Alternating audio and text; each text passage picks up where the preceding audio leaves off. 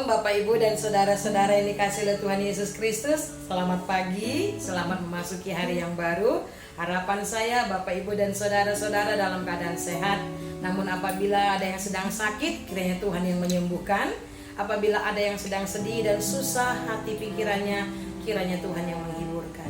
Baiklah Bapak Ibu saudara-saudaraku, kabar sukacita bagi kita pada hari ini ditetapkan dalam Injil Matius pasal yang ke-25 ayat yang ke-40b. Demikian dikatakan, sesungguhnya segala sesuatu yang kamu lakukan untuk salah seorang dari saudaraku yang paling hina ini, kamu telah melakukannya untuk aku.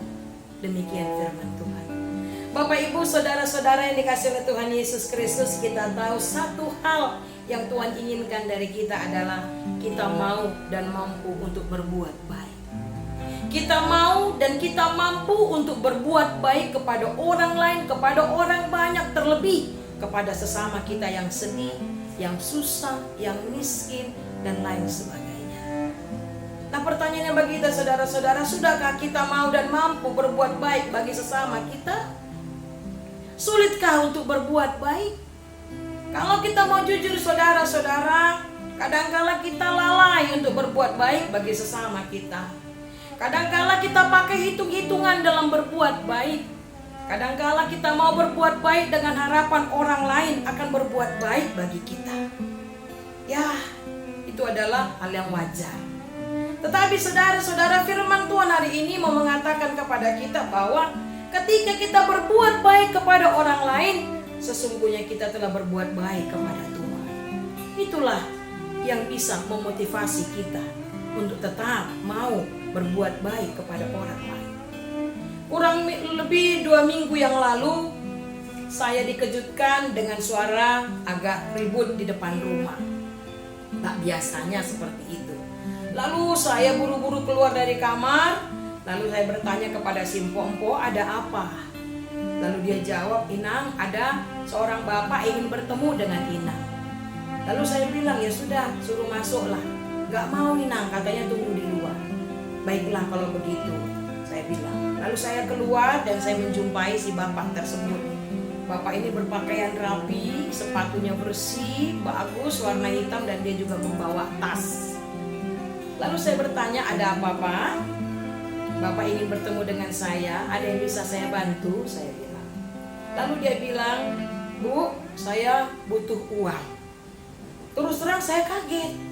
Saya tidak mengenal si bapak ini, tiba-tiba dia bilang, Bu, saya butuh uang. Dalam hati saya bilang, saya juga butuh uang. Gitu. Nah saudara-saudara, saya bilang, Pak, bapak saya tidak kenal. Dan bapak pun tidak kenal saya. Tapi tiba-tiba bapak bilang, bapak butuh uang. Iya Bu, saya tidak punya uang. Saya hendak mencari pekerjaan. Dan saya hendak pergi ke Green Lake, Tangerang. Lalu saya bilang, bapak tidak punya uang, tapi bapak tidak cari kerja dan mau pergi ke Green Lake, Tangerang. Bapak tahu tidak, itu jauh loh. Iya Bu. Lalu bapak mau naik apa ke sana? Naik angkot. Tapi bapak mau cari kerja, tapi bapak tidak bawa uang. Ini aneh loh Pak, saya bilang. Terus terang saudara-saudara, dalam diri saya itu ada kecurigaan. Kok tiba-tiba enaknya aja datang ke rumah orang minta uang, dan ini kali kedua saya alami. Lalu saya tanya terus, dia bilang, iya Bu, saya tidak punya uang.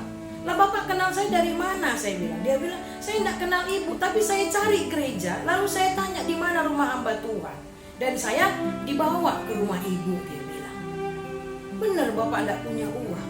Benar Bu. Lalu akhirnya antara mau memberi dengan tidak, antara curiga dengan tidak, bergejolak dalam pikiran saya pada saat itu.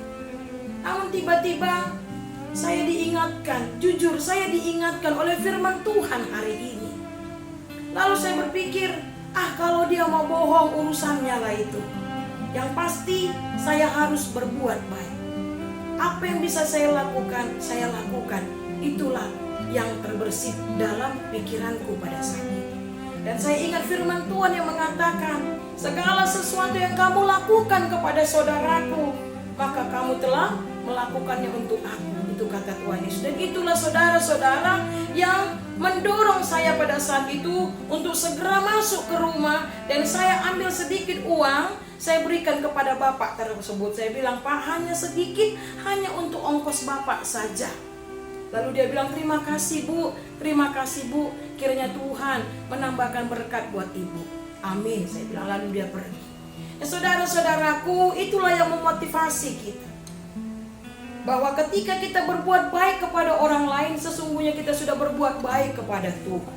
Memang rasa curiga itu kerap kali menghambat kita untuk berbuat baik bagi orang lain. Tetapi ingatlah, Tuhan yang menginginkan kita untuk berbuat baik kepada sesama kita. Dan ingatlah, segala sesuatu hal terkecil sekalipun yang kita lakukan buat orang lain, sesungguhnya kita telah melakukannya untuk Tuhan. Dan ingat saudara-saudara, kita sudah terlebih dahulu menerima kebaikan dari Tuhan dengan kematiannya di kayu salib untuk menebus kita manusia berdosa. Amin. Salam sehat. Tetap mengikuti protokoler kesehatan. Tuhan Yesus memberkati kita.